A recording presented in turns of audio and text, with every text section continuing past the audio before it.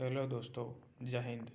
Friends, आज है 14 फरवरी 2026 और 14 फरवरी से रिलेटेड करंट अफेयर्स के इस सेशन में आज हम कुछ मोस्ट इंपॉर्टेंट क्वेश्चंस के ऊपर अध्ययन करने वाले हैं। तो चलिए फ्रेंड्स, इसी आशा के साथ हम अपना ये सेशन शुरू करते हैं कि आने वाले लगभग सभी कंपटीशन एग्जाम्स में ये जो क्वेश्चंस है ये पूछे जाएंगे। तो पहला क्वेश्चन हमारा दे रखा है, हाल ही में भारतीय नौसेना में शामिल किए गए दूसरे स्वदेशी सर्वेक्षण पोत का नाम क्या है। तो अभी हाल ही में इंडियन नेवी में दूसरा स्वदेशी सर्वेक्षण पोत शामिल किया गया है, इसका नाम हमें बताना है। ऑप्शन ए में हमें दे रखा है निर्देशक, ऑप्शन बी में हमें दे रखा है विक्रांत, ऑप्शन सी में हमें दे रखा है कावेरी और ऑप्शन डी में हमें दे रखा है कालाहारी। तो फ्रेंड्स, यहाँ से हम देख सकते हैं कि जो अपना ऑप्शन ए है ये राइट आंसर होने वाला है। मतलब कि अभी हाल ही में इंडियन नेवी में निर्देशक नामक दूसरे स्वदेशी सर्वेक्षण पोत का सम्मेलन किया गया है। तो इस प्रकार अपना जो ऑप्शन ए है ये राइट आंसर होने वाला है। इससे रिलेटेड हम पॉइंट देखते हैं। तो हाल ही में भारतीय नौसेना को दूसरा स्वदेशी सर्वेक्षण पोत निर्देशक मिला है, जो 4 स्वदेशी सर्वेक्षण पोतों में से क्या है, एक है। इसे कोलकाता के garden rich ship builders and engineers ने बनाया है। निर्देशक में 80% से अधिक स्वदेशी सामग्री है, जो आत्मनिर्भर भारत की प्रतिबद्धता को दर्शाता है। तो इस प्रकार हम देख सकते हैं कि जो अपना ऑप्शन ए है ये राइट आंसर होने वाला है, निर्देशक। इसके आगे सेकंड क्वेश्चन में चलते हैं। सेकंड क्वेश्चन में दे रखा है, भारत में किसान उत्पादक संगठनों FPOS को बढ़ावा देने में कौन सा संगठन महत्वपूर्ण भूमिका निभाता है, ये हमें बताना है। ऑप्शन ए में दे रखा है लघु किसान कृषि व्यापार संघ, ऑप्शन बी में दे रखा है राष्ट्रीय कृषि और ग्रामीण विकास बैंक मतलब नाबार्ड, ऑप्शन सी में दे रखा है नीति आयोग और ऑप्शन डी में हमें दे रखा है वित्त मंत्रालय। तो फ्रेंड्स, यहाँ से हम देख सकते हैं अपना जो ऑप्शन ए है ये राइट आंसर होने वाला है। मतलब कि लघु किसान कृषि व्यापार संघ है, ये किसान उत्पादक संगठनों को बढ़ावा देने में अपना महत्वपूर्ण भूमिका निभाता है। तो इस प्रकार अपना ऑप्शन ए राइट आंसर हो जाएगा। तो जो लघु किसान कृषि व्यापार संघ है इसका इंग्लिश में नाम क्या हो जाएगा, स्मॉल फार्मर्स एग्री बिजनेस कंसर्टिज्म, ये इसका इंग्लिश में नाम हो जाएगा। तो अपना जो ऑप्शन ए है ये राइट आंसर होने वाला है, ऑप्शन ए। इसके आगे थर्ड क्वेश्चन में चलते हैं। थर्ड क्वेश्चन में दे रखा है, हर साल विश्व आयोडीन अलपता दिवस किस दिन मनाया जाता है, ये हमें बताना है। ऑप्शन ए में हमें दे रखा है 21 अक्टूबर, ऑप्शन बी में दे रखा है 22 अक्टूबर, ऑप्शन सी में दे रखा है 23 अक्टूबर और ऑप्शन डी में दे रखा है 24 अक्टूबर। तो अपना जो ऑप्शन ए है ये राइट आंसर होने वाला है। मतलब कि हर साल 21 अक्टूबर को विश्व आयोडीन अलपता दिवस मनाया जाता है। तो यहाँ से हम देख सकते हैं कि जो अपना ऑप्शन ए है ये राइट आंसर होने वाला है। विश्व आयोडीन अलपता दिवस 21 अक्टूबर को मनाया जाता है। इसके आगे हम देखते हैं, 21 अक्टूबर को विश्व आयोडीन अलपता दिवस मनाया जाता है ताकि स्वास्थ्य के लिए आयोडीन के महत्व के बारे में जागरूकता बढ़ाई जा सके। आयोडीन थायराइड हार्मोन T3 और T4 बनाने के लिए आवश्यक है, जो चयापचय को नियंत्रित करता है। मतलब जो अपना पाचन होता है उसको नियंत्रित करने के लिए कौन कौन से हार्मोन जिम्मेदार है, वो है T3 और T4। और इन हार्मोन्स को बनाने के लिए कौन सा तत्व विद्यमान रहना चाहिए शरीर में, वो है आयोडीन। तो इस प्रकार 21 अक्टूबर को विश्व आयोडीन अलपता दिवस मनाया जाता है।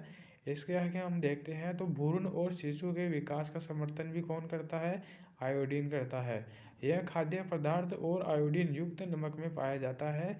मुख्य रूप से पेट में आयोडाइड के रूप में अवशोषित रहता है और थायराइड द्वारा उपयोग किया जाता है।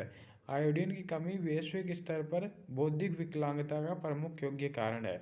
मतलब जो वैश्विक स्तर पर जो बौद्धिक विकलांगता होती है, जो बुद्धि से रिलेटेड विकलांगता है, बुद्धि में कमजोरी आती है, वो है फ्रेंड्स आयोडीन की कमी से आती है।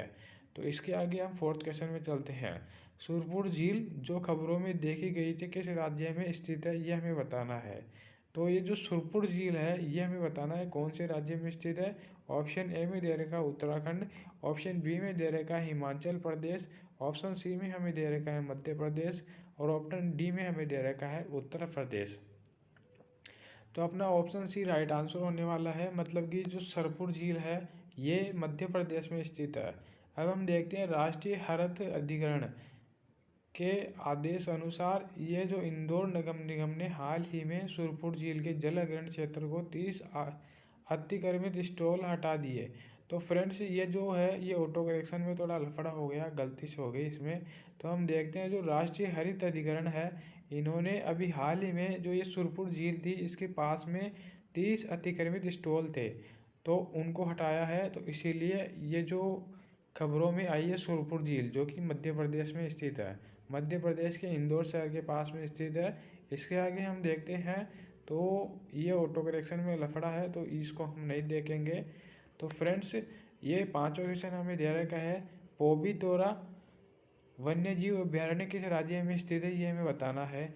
ऑप्शन ए में हमें दे रखा है असम, ऑप्शन बी में दे रखा है मणिपुर, ऑप्शन सी में दे रखा है मिजोरम और ऑप्शन डी में हमें दे रखा है नागालैंड। तो फ्रेंड्स यहाँ से ऑप्शन ए अपना राइट आंसर होने वाला है। मतलब कि ये जो पोम्बीतोरा है वन्य जीव अभ्यारण्य है ये असम में स्थित है, और असम में जो ब्रह्मपुत्र नदी है उसके दक्षिणी किनारे पर स्थित है पोम्बीतोरा वन्य जीव अभ्यारण्य। इसके आगे हम देखते हैं तो ये भी फ्रेंड्स ऑटो करेक्शन हो रखा है, तो इसमें कुछ लफड़ा है, तो यहाँ से आगे चलते हैं। What is the length of the coast line of India including the coast line of Andaman and Nicobar island. यह हमें बताना है कि अंडमान एंड निकोबार आइसलैंड को सम्मिलित करके जो इंडिया की कोस्ट लाइन की जो लेंथ है वो हम क्या है ये हमें बताना है। ऑप्शन ए में हमें दे रखा है 5,511 किलोमीटर, ऑप्शन बी में दे रखा है 7,517 किलोमीटर, ऑप्शन सी में दे रखा है 6,518 किलोमीटर और ऑप्शन डी में दे रखा है 7,218 किलोमीटर। तो यहाँ से हम देख सकते हैं कि जो अपना ऑप्शन बी है ये राइट आंसर होने वाला है। 7,517 किलोमीटर है, ये इंडिया की कोस्ट लाइन की लेंथ है अंडमान और निकोबार आइसलैंड को शामिल करते हुए। इसके आगे हम देखते हैं तो इससे रिलेटेड पॉइंट क्या हो जाएगा, the total land boundary of India is about 15,200 kilometre and the total length of the coast line of the mainland including Andaman and Nicobar and Lakshadweep is 7,516.6 kilometre.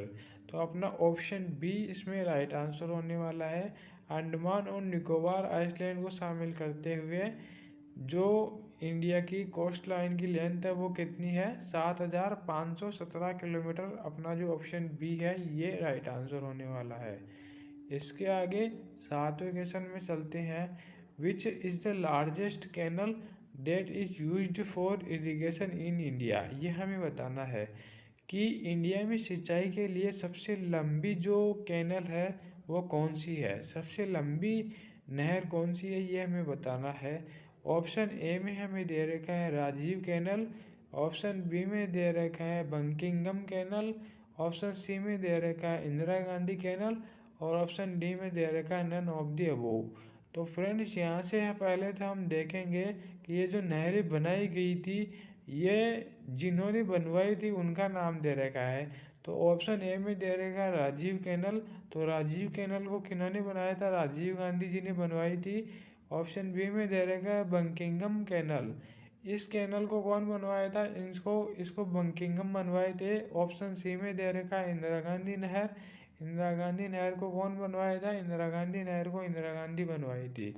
तो यहाँ से हम देख सकते हैं कि जो अपना ऑप्शन सी है ये राइट आंसर होने वाला है। मतलब जो इंदिरा गांधी कैनल है इसको किसने बनवाई थी, इंदिरा गांधी ने बनवाई थी। और ये जो इंडिया में इरिगेशन को बढ़ावा देने के लिए सबसे बड़ी नहर है। यहाँ से हम देखेंगे पॉइंट क्या दे रखा है, the Indira Gandhi canal is the longest canal in India, it starts from the Harike barrage at Harike a few kilometres below the confluence of the Sutlej and Beas rivers in the Indian state of Punjab and terminates in irrigation facilities in the Thar desert in the north west of Rajasthan state. ये दे रखा है कि ये कहाँ से शुरू होती है, ये पंजाब से शुरू होती है और पंजाब के बाद में ये टर्मिनेट कहाँ होती है, ये टर्मिनेट होती है राजस्थान राज्य के डेजर्ट में।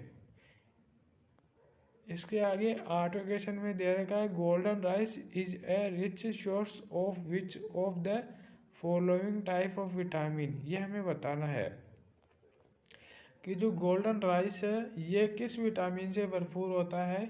ऑप्शन ए में हमें दे रखा है सी, ऑप्शन बी में हमें दे रखा है विटामिन ए, ऑप्शन सी में हमें दे रखा है विटामिन बी और ऑप्शन डी में हमें दे रखा है विटामिन ई। तो अपना जो ऑप्शन बी है ये राइट आंसर होने वाला है। मतलब कि ये जो गोल्डन राइस है ये इसमें भरपूर मात्रा में कौन सा विटामिन पाया जाता है, तो इसमें विटामिन ए भरपूर मात्रा में पाया जाता है।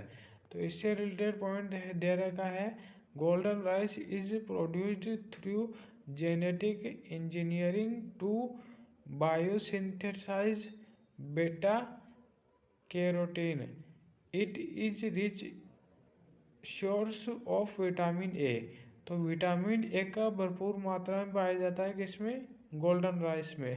तो इस प्रकार फ्रेंड्स ये 8 क्वेश्चंस आज की वीडियो में हमने देखे हैं।